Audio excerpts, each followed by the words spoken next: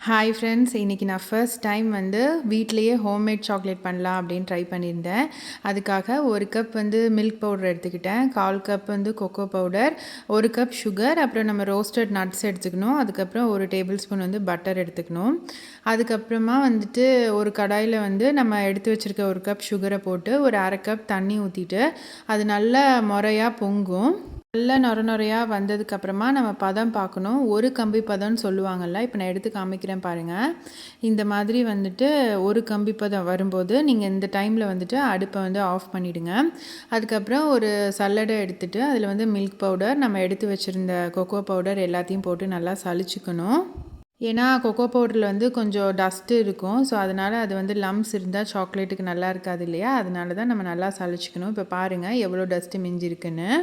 அதுக்கப்புறமா நம்ம நல்லா மிக்ஸ் பண்ணிக்கணும். அதை அடுப்பில் இந்த டைமில் சிம்மில் வச்சுக்கோங்க. இந்த மாதிரி நல்லா மிக்ஸ் பண்ணி எடுத்ததுக்கப்புறம் நம்ம இந்த ஒரு டேபிள் ஸ்பூன் பட்டர் வச்சினோம்ல, அதை தூக்கி உள்ளே போட்டுக்கோங்க. அப்போ தான் நல்லா சில்கியாக இருக்கும்.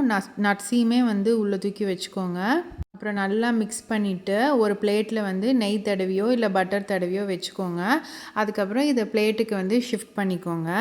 ஒரு ஸ்பூனில் நெய் தடவிட்டு நல்லா அதை ஷேப் பண்ணி விட்டுக்கோங்க. நீங்கள் பவுல் வச்சுருந்தாலும் அதிலே பண்ணிக்கலாம். இப்போ நான் என்ன பண்ணியிருக்கேன்னா, நான் நட்ஸ் இல்லாமல் ஒரு பேட்சும் ட்ரை பண்ணியிருக்கேன். சேம் தான், சர்க்கரை தண்ணி எல்லாம் போட்டுட்டு மில்க் பவுடர் கொக்கோ பவுடர் எல்லாம் ஜல்லடையில் போட்டுட்டு நல்லா மிக்ஸ் பண்ணிக்கோங்க. இது நம்ம நட்ஸு போடாததுனால நல்லா வெறும் சாக்லேட்டியாக மட்டும் இருக்கும். ஸோ அது 2 பேட்சாக நான் பண்ணியிருந்தேன். நீங்களுமே அதை ட்ரை பண்ணி பாருங்கள். இதையுமே நான் ஒரு பிளேட்டில் பட்டர் தடவி வச்சுருந்தேன். அதை நல்லா போட்டு ஷேப் பண்ணி விட்டுக்கோங்க. உங்களுக்கு எந்த ஷேப் வேணுமோ அந்த ஷேப்பில் வச்சுக்கோங்க.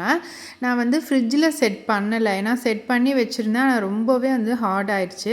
நீங்கள் சும்மா வெளியிலே வச்சுருந்தாலே அது நல்லாவே செட் ஆகிக்கும். உங்களுக்கு பிடிச்சமான பீசஸில் நீங்கள் போட்டுக்கலாம்.